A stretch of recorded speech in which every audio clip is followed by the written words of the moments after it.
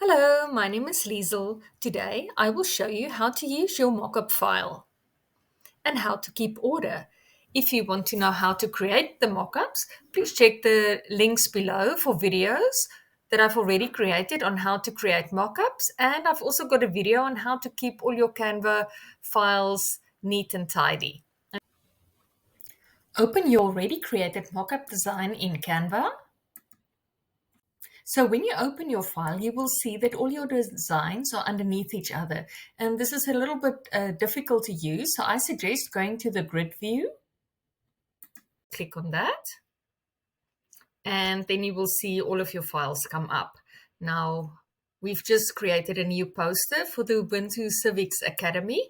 And we now want to create the mockups for it. So these first three items, first three designs, those are the ones that we need. So let's first duplicate these. So we will duplicate that one and this one and this one. And then I will simply drag the three copies here to the front. Okay, so let's update the first image. Double click on it. I've already uploaded the poster, so I will click on the poster and simply drag it onto my mockup and release it into the mockup and give Canva a moment to update it. There we go, excellent. We will do it again for this mockup.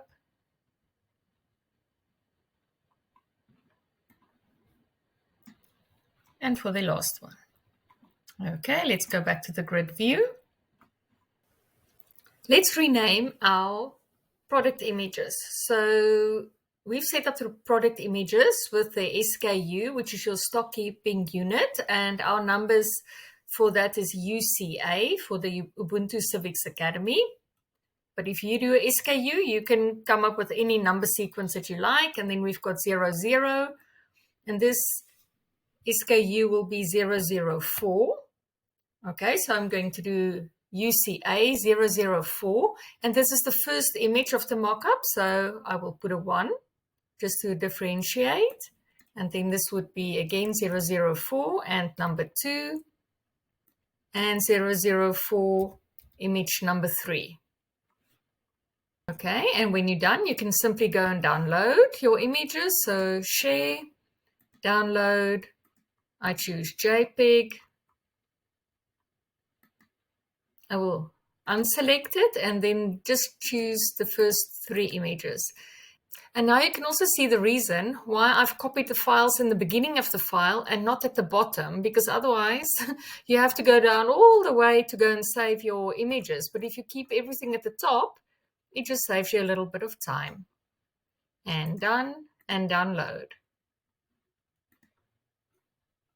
I hope you found this helpful today. I hope you learned something new. If you've got any questions, please leave me a comment. And thank you so much for staying until the end. See you next time. Bye-bye.